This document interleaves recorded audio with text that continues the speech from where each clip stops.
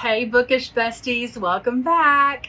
Thank you to everyone who is back and survived my first video with me. I've gotten some pretty amazing feedback over the last week or so. And today I am diving into a September TBR video along with some fun things that I'm going to do in September. And I am bringing you along for the ride. So welcome. Before we get into that, I just want to take a few minutes to thank everyone for being so supportive of me at the launch of my first video. It was very intimidating and a little daunting, but so much fun to record, and I hope that you all enjoyed it. So the feedback that I've gotten has been all positive. I've gotten some constructive feedback and really just some great tips and tricks that I will carry through with me as I progress. So welcome along for the ride. We'll see where it takes us. Before we hop into my September TBR, which is quite daunting, I want to take a couple of minutes to thank some people specifically from BookTube who have really been incredible, and I will link everyone's channels in the description below. You all really should check them out. They're all amazing, and I hope that you enjoy them as much as I do. First and foremost, I want to thank Bree. If it were not for her lovely husband doting on her and being so proud of her and letting me know when I met him that she was a booktuber, I wouldn't even be sitting here. So thank you, Bree, to you and your husband. Bree introduced me to this world of booktube, and it really has, even just in the short couple of months that I've known about it and been even just pretending I know what I'm thinking about doing, it really has opened up a lot for me in my life. And I have found that along this road that I'm on, this new sort of chapter in my life with the bookshop and the shed and everything, that the right people are being placed in my life at the right times. And it's really been humbling, and it's really been a true joy to my life. So thank you, Bree, for introducing me to this world.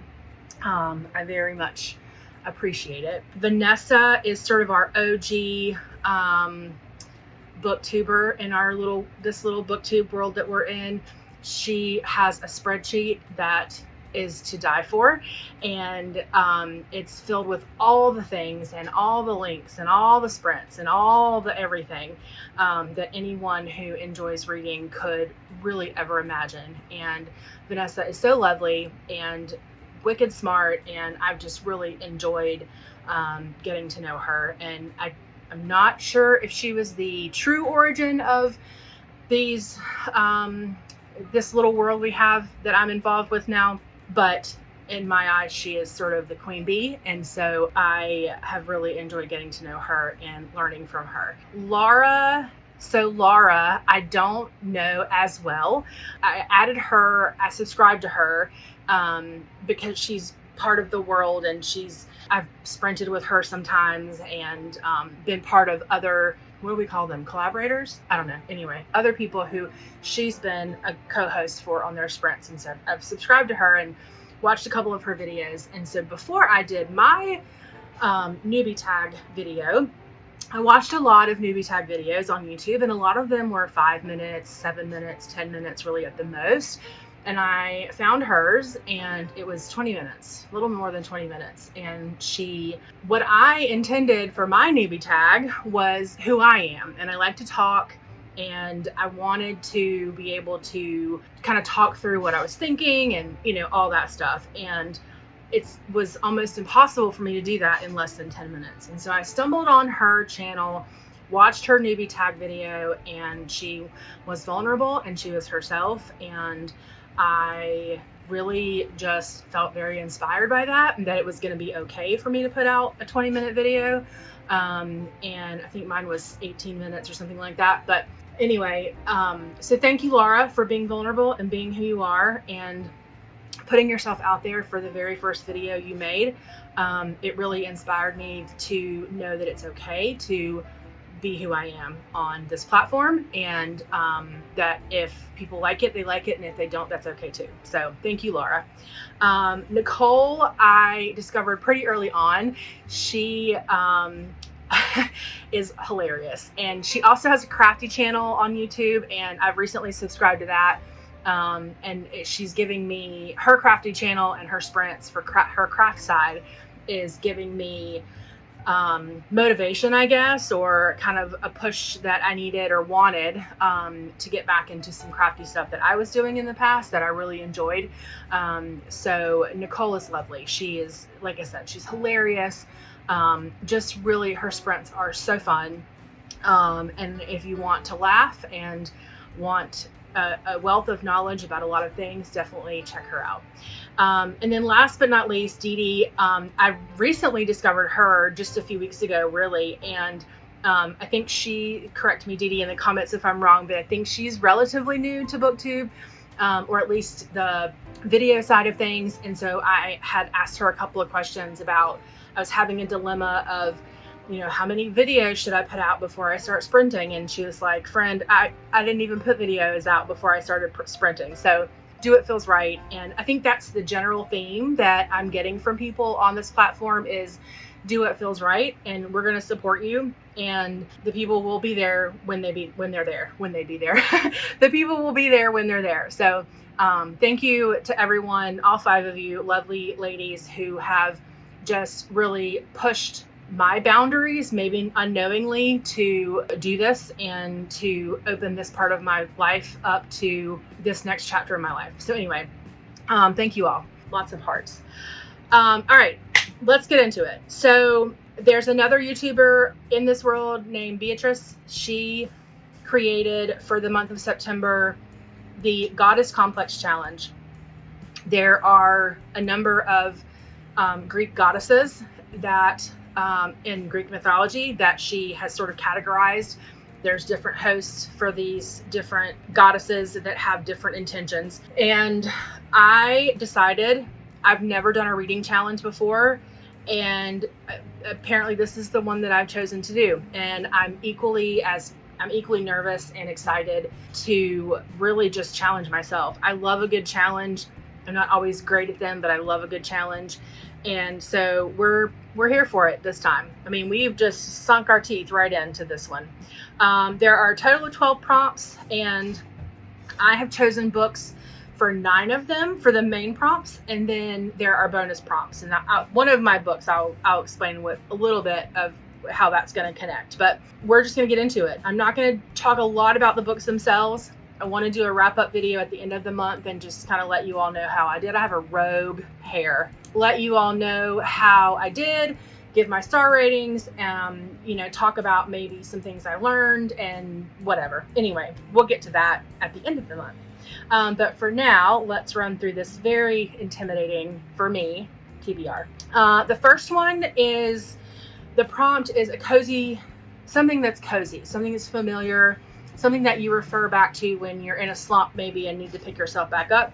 And for me, that is The House in the Cerulean Sea. I have read this before a couple of years ago, and it is a solid, hands down, don't come for me, 5 stars. This book is just lovely. It's perfect. The characters are so lovable. There's a story that it really is kind of for me, something that you can take with you in your life. It's just beautiful. The first time I read this, I read it with my eyes. This time I'm doing it audiobook, because it's going to be an easy way for me to get through this book. And I really kind of want to see the difference. I don't always have the same experience with how I feel about books when it's audio versus reading it. And I'm interested to see how and if this changes for me. So far it has not, but I'm wondering if that's because I know I love it, and I know the characters and I know the cadence and all that. But so anyway, this will be an audiobook for me for the cozy story, comfortable story prompt. The next one, and these are not in any particular order at all. The other thing I did forget to mention is, if I have the physical book, I'm going to obviously show it. If I don't, I'm going to link a picture of the book up here. So the second one is Oliver Loving. I don't actually own that one or have it with me yet. It's on request at the library, so I'll put that one here. This one is from the most row genre. So what I also wanted to do is I have a number of books that I did not read or did not finish when we originally read them for the physical book club that I'm in. And so part of my intention with this challenge was also to get through my TBR of books that I have on my shelves or that I should have read for book club and didn't, or could have read for book club and didn't. So Oliver Loving is one of those. I looked at my story graph, and apparently the most read genre for me is literary fiction. And so Oliver Loving was one that I should have read for book club and didn't. So here we go. Number 3 is also a reread for me. It's Remarkably Bright Creatures. This one is, the prompt was, it was a little bit multifaceted, but one of them was a book that you could read for book club. And interestingly enough, this is the book that we are reading in my book club in our neighborhood. This is a reread for me. So I listened to it the first time on audiobook and I didn't love it. So I'm going to read this one with my eyeballs to see if I like it better, because I have not met anyone who really did not love this book, and I'm thinking it might just be me. Or it could just be audio. Who knows? It's probably me though. And then the next one is a popcorn book, and so what that means is just something quick, light, fun, whatever. I chose Charlotte, Murder, Mystery, and Mayhem. This is a very tiny book. It's like 128 pages or something like that. Actually, not even, I don't think. They're very quick, short stories, like 3 or 4 pages long. And the intention behind this book is people in Charlotte that from the early 1900s who were involved in some sort of murder, mayhem, or mystery. And so far, so good. I've gotten through, I think, 4 stories, and I've found it to be very interesting, especially surrounding the history of Charlotte.